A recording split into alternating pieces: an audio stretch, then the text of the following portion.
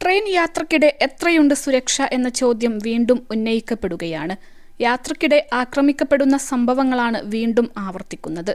തമിഴ്നാട്ടിൽ ട്രെയിനിൽ വിദ്യാർത്ഥിനിയായ മലയാളി യുവതിക്കെതിരെയാണ് ഏറ്റവും ഒടുവിൽ അതിക്രമം ഉണ്ടായിരിക്കുന്നത്. ചെന്നൈ എഗ്മോർ കൊല്ലം എക്സ്പ്രസ് ട്രെയിനിൽ ശനിയാഴ്ച രാത്രിയാണ് സംഭവമുണ്ടായത്.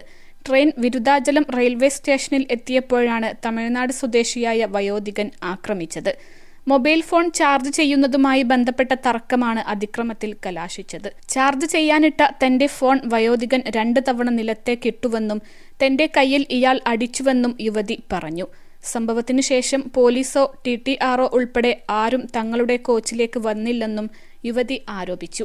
യുവതി പരാതി ഉന്നയിക്കുന്നത് ശ്രദ്ധയിൽപ്പെട്ടപ്പോൾ വയോധികൻ ഇറങ്ങിയോടുകയും ചെയ്തു. സംഭവത്തെക്കുറിച്ച് യുവതി പറയുന്നത് ഇങ്ങനെയാണ്. +2 ഡിഗ്രി കഴിഞ്ഞവർക്ക് വേൾഡ്സ് ഫസ്റ്റ് AR/VR ക്ലാസ് റൂമിലൂടെ സ്മാർട്ട് ഫോൺ എഞ്ചിനീയർ ആവാം. കൂടുതൽ അറിയാൻ വിളിക്കൂ ബ്രിഡ്കോ ആൻഡ് ബ്രിഡ്കോ. എന്റെ ഫോൺ ചാർജില്ലാതെ ഓഫായിരുന്നു. അത് ചാർജ് ചെയ്യാൻ നോക്കിയപ്പോൾ പ്ലഗിൽ അയാളുടെ ഫോൺ ചാർജ് ചെയ്യാനിട്ടതായി കണ്ടു. എന്റെ ഫോൺ ചാർജ് ചെയ്തോട്ടെ എന്ന് ചോദിച്ചപ്പോൾ അനുവദിച്ചില്ല. പിന്നീട് ട്രെയിൻ വിരുദാചലത്തെത്തിയപ്പോൾ അടുത്തിരുന്ന മറ്റൊരു യാത്രക്കാരൻ പറഞ്ഞ പ്രകാരം അയാളുടെ ഫോൺ ഊരി അയാൾ കിടന്ന ബർത്തിൽ വയ്ക്കുകയും എന്റെ ഫോൺ കുത്തിയിടുകയും ചെയ്തു. ഉടനെ അയാൾ ചാടി എഴുന്നേറ്റ് എന്റെ ഫോൺ എടുത്ത് നിലത്തേക്കിട്ടു. 2 തവണ അയാൾ എന്റെ ഫോൺ നിലത്തേക്കിട്ടു. ആ സമയം എന്റെ സുഹൃത്ത് കോച്ചിൽ പോലീസുകാർ ഉണ്ടോ എന്ന് നോക്കിയെങ്കിലും ആരുമുണ്ടായിരുന്നില്ല.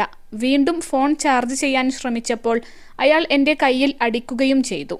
സംഭവത്തിനു ശേഷം തിരുച്ചിറപ്പള്ളി എത്തിയപ്പോൾ അയാൾ ട്രെയിനിൽ നിന്ന് ഇറങ്ങി ഓടി. അതിനുശേഷം എന്നെ പോലീസ് കൺട്രോൾ റൂമിൽ നിന്ന് വിളിച്ചു.